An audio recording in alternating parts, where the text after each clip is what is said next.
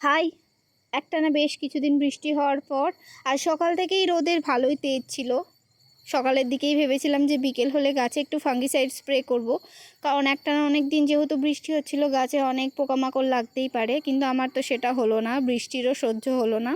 তাই আজ তোমাদের সাথে আমার গাছের আপডেটটি শেয়ার করি। এই যে হনুমানে খাওয়া যে বেল গাছটা ছিল সেটাই মাত্র এইটুকুই কুড়িয়ে এসছে, আর আমার ড্র্যাগন ফলগুলোও বেশ অনেকটা করেই বড় হয়ে গেছে। 3টে ফলই অল্প কিছু দিনের মধ্যেই হয়তো ফলগুলো পেকে যাবে। তোমাদের সাথে আমি অপরাজিতা গাছটা রুট বাউন্ড হয়ে গেছিলো, আমি সেটাকে মাটিতে বসিয়েছিলাম, শেয়ার করেছিলাম। এখন দেখো গাছটা প্রচুর বড় হয়ে গেছে, আর গাছটাতে কিন্তু প্রচুর কুড়ি এসছে, ফুলও ফুটে গেছে গাছটাতে।